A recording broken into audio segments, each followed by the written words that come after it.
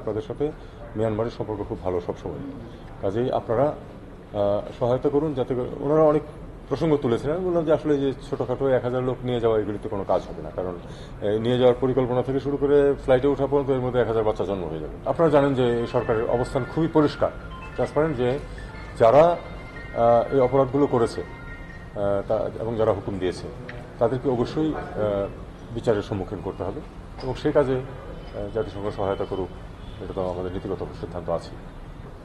আমরা অবশ্যই চেষ্টা করবো যেন একদম সম্পূর্ণ নিরপেক্ষ একটা তদন্ত হয় এবং তার ভিত্তিতে এবং গ্রহণযোগ্য সমস্ত পৃথিবীর কাছে। আমরা কিন্তু এখন এমন সিচুয়েশনটা এমন যে যে কোনো কিছু করতে গেলেই তো এক ধরনের ক্রিটিসিজম আসতে পারে। কাজে আমরা চাইবো এটা সম্পূর্ণ নিরপেক্ষভাবেই হোক, এবং তাতে আমাদের যা যা সহায়তা করা দরকার সেটা আমরা করবো।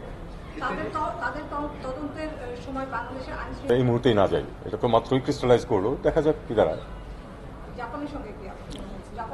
জাপানের সঙ্গে খুব গতানুগতিক। জাপানের সাথে আমাদের সম্পর্ক অত্যন্ত ভালো, আপনারা সবাই জানেন। জাপানিজ রাষ্ট্রদূত আমাদের এই সরকারকে ওয়েলকাম করেছেন। আমি তাদেরকে ধন্যবাদ দিয়েছি যে জাপান সম্বন্ধে বাংলাদেশে ইন জেনারেল একটা ভালো ফিলিং আছে, এবং সেটা তারাও জানেন। তাদের aid quality is among the best. যখন টাকাটা আসে সেটা আর যায় না। অনেক এইড আসে এবং যায়, কিন্তু জাপানিজের সুবিধাটা হলো যে তারা যখন দেয় তখন এটা আসলে থেকে যায় এখানে। এটা গেল একটা। আর রোহিঙ্গা প্রসঙ্গে আমি তাদের সহায়তা চেয়েছি। আমি বলেছি যে আপনাদের সাথে মিয়ানমারের সম্পর্ক খুব ভালো সবসময়। কাজেই আপনারা সহায়তা করুন, যাতে ওনারা অনেক প্রসঙ্গ তুলেছেন। আমি বললাম যে আসলে যে ছোটোখাটো 1000 লোক নিয়ে যাওয়া এগুলিতে কোনো কাজ হবে না, কারণ নিয়ে যাওয়ার পরিকল্পনা থেকে শুরু করে ফ্লাইটে ওঠা পর্যন্ত এর মধ্যে 1000 বাচ্চা জন্ম হয়ে যাবে। কাজেই যেটা করতে হবে সেটা হলো যে আসলে সাস্টেইনেবল একটা রিটার্নের ব্যবস্থা করতে হবে।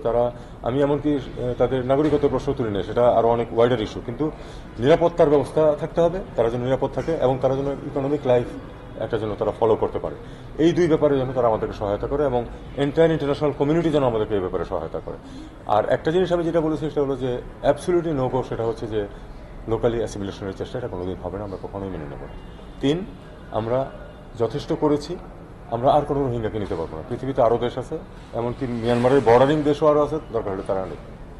আমি রাষ্ট্রদূতকে বলেছি যে আমরা যেহেতু রাশিয়ার বিরুদ্ধে স্যাংশন আছে আমাদেরকে, এবং আমাদের যা পজিশন, আমরা তো যুদ্ধ করতে যাব না কারোর সাথে, পারবো না।